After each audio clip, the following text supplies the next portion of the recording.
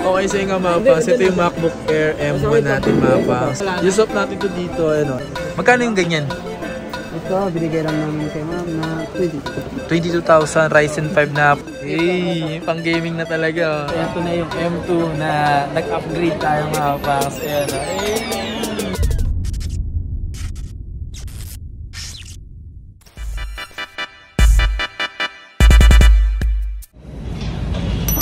Yo, what's up sa inyo mga pasat? Kamusta na kayo? Sa maganda at masayang araw na naman ang pagsasamahan natin ngayon. So, panibagong araw, panibagong video.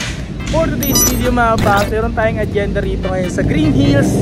And eto mga pangs, dala ko yung aking MacBook Air M1 mga pangs 2020. So ngayong araw na ito mga pangs, yung pinaka-agenda ko kasi dito is ipasok to mga pangs sa Pro. So ito yung ginagamit ko mga pangs na pang-edit natin. Ito yung ginagamit ko mga pangs kasi mas prefer kong mag-edit sa Pro. Parang mas okay lang ganun. Kasi ito Air to mga pangs M1. Pero pwede rin naman siya mga pangs na pwede siyang gamitin like sa mga pang-editing mga pangs. Pero kapag yung editing mo na kasi talaga is sobrang pakapal yung mga edit mo mga pangs. So kailangan mo talaga is si Pro. Para sa ganun, mas okay mga pangs. Mas maganda kasi, si Pro talaga. Kahit anong Pro yan. Kasi meron akong 2017 yung ginagamit ko. Ginagamit ko rin yun mga pangs sa pag-edit ko. Ayun, kahit anong Pro, basta Pro pwede yan. So tara. Ito tayo ngayon sa pupuntahan natin. Ipasap natin tong MacBook Air natin mga pangs. Tara, tingnan natin kung magkano yung magiging dagdag ng presyo. Magkano lang yung magiging dagdag natin. Tara. Dito na tayo sa Green Hills eh. Hey, MacBook Air. So, ayun ang MacBook Air. Yan, pasok tayo dito sa may Shopville. Yan. Dito. Alright, so dito na tayo mga pangs. Medyo maraming tao ngayon. Madaming tao ngayon dito sa Green Hills mga pangs. Kasi weekend ngayon mga pangs. Punta tayo ng weekend. Di talaga nagpupunta ng weekend dito mga pangs dahil sobrang dami kasing tao. And mas okay din kasi prefer din ng iba na day off nila. So kaya nakapunta sila rito.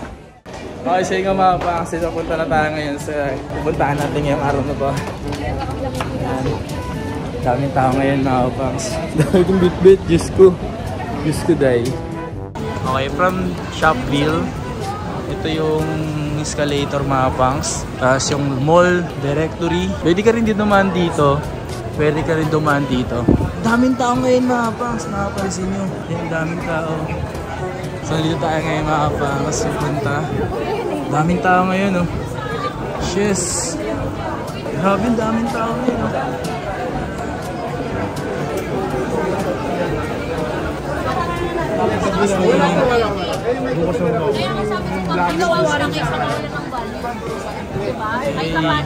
Dito na tayo, may mga tao mga pangs. Napakarami pang tao mga pupunta rito mga pangs. So kaya mamaya na tayo pupunta dito kasi mura na at quality talaga mga pangs. Sa mga oras na ito mga pangs, konti na lang yung tao kaya tayo nakapwesto na dito mga pangs sa The Easy Gadget. So ang konti na lang ng mga tao na nandito. So late na rin kasi masyado mga pangs. So sakto din yung punta natin dito. Kaya huwag tayo makipagsiksikan. Mas maganda yung paunahin natin sila bago tayo mauna, diba? Okay, so yung mga pangs, ito yung MacBook Air M1 natin mga pangs. So ito yung MacBook Pro M2 mga pangs. Use up natin to dito, ano madami. Ayan. So ito siya mga pangs. Same lang naman ng 256 yan. Kasi mas prefer talaga kapag nag-i-edit ka talaga mga pangs is Pro. Lalo kapag medyo makapal na yung editing mo, mag-Pro ka. Madam, tanong ko na lang din, magkano yung mga ganito man? Madam, nasa magkano yung mga ganitong MacBook Pro M2 mo dito? Para if ever nabibili sila. 57 ito mga pangs, so yan. Ito kasi mga pangs, pag Pro kasi, kahit anong Pro naman talaga, pwede naman pang editing. Kahit ito pwede ito eh, ang nangyari lang kasi kapag kumakapal na yung edit mo, kailangan mo mag-update sa Pro. Kasi sa pag-upgrade mga pangs, is nakadepende yan kung ano yung trabahong ginagawa mo, kung kailangan mo na ba talaga. Ito yung kailangan natin, invest natin pag-editing natin. Ayan, ito yung sa The Easy Gadget. Ito yung stall na lagi natin binabalikan dahil ito yung trusted natin mga kapangs. So ayan nga mga kapangs, tingnan natin dito kung magkano yung pinaka-presyo na idadagdag natin. Sa mga oras na ito mga kapangs, sinecheck ko yung isusap kong unit dahil slight use lang naman yung kinuha natin. Wala nang masama mga kapangs kung slight use lang naman din yung bibili nyo. basta maayos pa at quality. Okay, so ito siya mga pangs. Ayan, lahat ng M2 ata mga pangs ganito na. Ayan, ito is na-upgrade. Wala akong idea dito pero So lahat ng MacBook M2 ngayon mga kapangs is naka-touch bar na. So kung nakikita nyo naman yung pinipindot ko, yan is yun. Ayun yung touch bar mga kapangs. So ngayon lang ako nagkaroon ng ganito mga kapangs na touchscreen sa bandang ganyan mga kapangs ng MacBook. So sobrang saya talaga na alam mo yung nagkakaroon ka ng sayo na pinaghihirapan mo mga kapangs. Walang masamang mag-ipon kung gustong gusto mo talaga yung mga bagay na gustong magkaroon ngayon. No? Tama ba yung sinabi ko? And ito mga pangs, M2 na yung nakuha natin dahil mas latest to ngayon, so mas maganda. Ito nga pala yung MacBook Air M1 ko mga pangs, at inalagaan ko to mga pangs, itong MacBook na to. So sulit na rin to sa mahabang beses ko na nagamit. so brand new naman natin nakuha yan. Ito siya mga pangs. Sobrang kinis pa nito. Mahalaga kasi tayo mga pangs sa gamit. Ito naman di ko ginagamit yung keyboard nito. Ginagamit ko may sarili akong keyboard. Kinukunik ko lang dito. So kung maingat ka sa gamit mga kapangs, matagal mo rin siyang magagamit. Okay? Yan anong laptop to nabili niya? Ryzen 5 to. Nice. Magkano yung ganyan? Ito, binigay lang namin kay ma'am na 22,000 Ryzen 5 na 4000 series. Ilang gig yung ganyan? 8 gig 512. Pwede na. Pwede na. Ma'am, Pwede na rin pang gaming yan, no? Gaming na talaga, no? kaya na-compare naman ba, ma'am?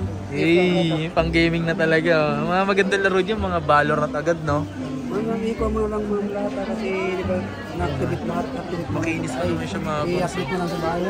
Sige, i-update ko lang yung mga Ayan. Pero dapat naka-charge. Ito nga pala si Galino mga kapangs, isa to sa makikita nyo dito sa The AC Gadget. Mabait yan mga kapangs at i-assist kayo nyan kung ano yung gusto nyo. Okay, so nga mga kapangs, ito. Magpapaalam na tayo sa ating M1 MacBook Air. Mga pala mga kapangs, ayun, box niya yan. Serial number niya talaga yan mga kapangs. Mahalaga tayo sa gamit siyempre naman. Ayan, serial niya talaga yan. Kompleto yan sa loob. Walang labis, walang kulang. Hindi talaga nagamit. Kung magano lang yan. Ano ko lang to, di ko naibalik Di ko naibalik Pero, ayan. Meron pa nga yung sticker Yan. Tapos yung charger niya, Balik natin. Madam, yung mga ganitong M1, para atis alam nila may idea rin sila. Ganito sa M1, madam. Itong M1 na to, dito sa M2, magkano yung mga possible na dagdag dito?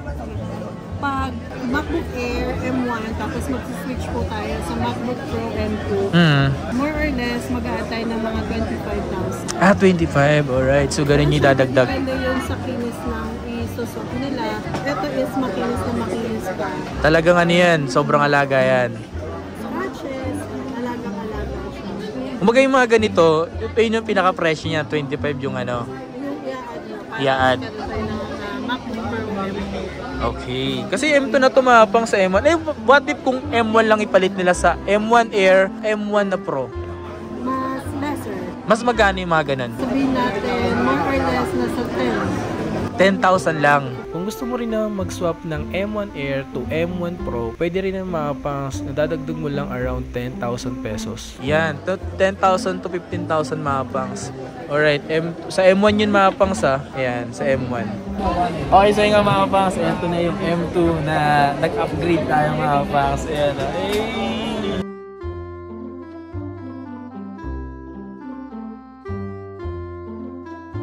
Yan. So from M1 mga pangs na Air, ito na yung M2.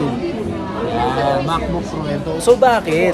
Siyempre baka nagtatanong sa inyo, ano ba yung masyado ka na mag-asin? Hindi, wala sa ganun yung mga pangs. Kapag ang trabaho mo, nasa editing ka or nasa social media, kailangan mo talaga mag-update. Kasi para sa ganun, maganda yung may palabas mo sa mga makakapanood. Ganun yun kasi mga pangs. Kaya kung ikaw, isa ka rin sa gusto mo na rin mag-upgrade, punta ka lang dito sa pinagkakatiwalaan natin yan. Yan. AC Gadget. Now, don't forget, like and follow. And so maraming salamat nga pala sa mga nagpunta rito para bumili, napanood dito sa ating YouTube channel. Yan. Maraming salamat mga pangs. Ito na yung M2. Hey! Okay, so yung mga pangs, ito na ang MacBook Pro Ang kinaibahan kasi sa MacBook Pro mga pang, sa mga hindi nakakaalam, is malaki po yung ganito niya. Unlike po sa mga, ano ba tawag doon, madam? Sa Air. Sa Air kasi sobrang nipis din. Pero mayroong MacBook Air na bago ngayon, M2 niya, ganito na rin kakapal, di ba? Ganito na rin kakapal. Ayan. So, ito na. MacBook Pro M2. Yes.